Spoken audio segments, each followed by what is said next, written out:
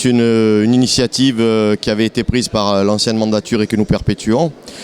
Donc 17 journées, 17 thèmes, et cette année on trouve toujours des thèmes très importants. Cette année c'est l'archéologie sous-marine,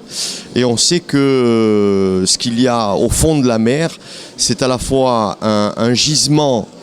encore à découvrir, et puis un livre ouvert dans la mesure où ce qui a été découvert est toujours à actualiser, et toujours à redonner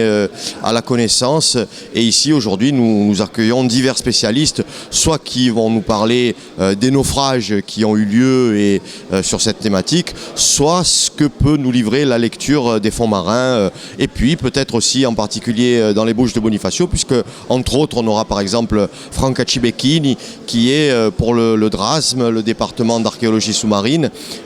ici pour nous, et qui est en charge de l'archéologie sous-marine en Corse. Je suis très heureux de ces journées universitaires de Bonifacio. Ce sont les 17e cette année, donc on publie le volume tous les ans. Je récupère les textes de tous les conférenciers qui tous les ans viennent de toutes les universités, de tous les centres de recherche, du DRASM cette année de Marseille pour l'archéologie. Et on a reçu à Bonifacio à peu près 190 universitaires en 17 ans qui viennent de Naples, qui viennent d'Oxford, et on a un beau succès annuel avec une publication qui est importante, que nous faisons sans aucun droit d'auteur pour aucun des membres, qui se vend en plus à un prix très compétitif de 12 €, ce qui permet donc à tout le monde d'avoir accès à la culture corse, et c'est ce que je souhaite avant tout. Les Bouches de Bonifacio est une zone riche et en même temps sinistrée, si j'ose dire. Parce qu'à partir des années 50, la zone, profitant un petit peu d'un vide juridique et d'un vide de surveillance, a été largement pillée par des archéologues amateurs ou par des gens qui sont là pour des trésors sous-marins, des amphores. Et c'est vrai que les Bouches sont particulièrement riches en archéologie antique, puisque dans la période moderne, c'est vrai que les routes se sont tournées plutôt vers l'Atlantique et la découverte des nouveaux mondes, et que du coup la route maritime bonifacienne, je dirais, a été moins fréquentée. Mais en tout état de cause, cette archéologie antique a été énorme, mais malheureusement un petit peu trop pillé, et son patrimoine dispersé aux quatre coins de la France, de l'Europe peut-être, et aussi aux quatre coins de gens qui détiennent aujourd'hui encore illégalement un trésor issu des Bouches de Bonifacio.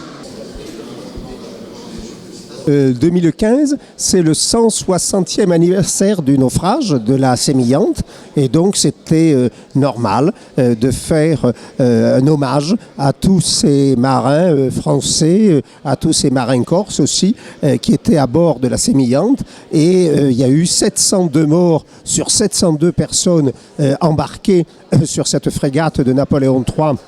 pendant la guerre de Crimée. Il y a donc à peu près 592 hommes qui ont été inhumés. Pas tous, certains ont été inhumés plusieurs jours plus tard sur les côtes de Sardaigne. La tempête a été tellement violente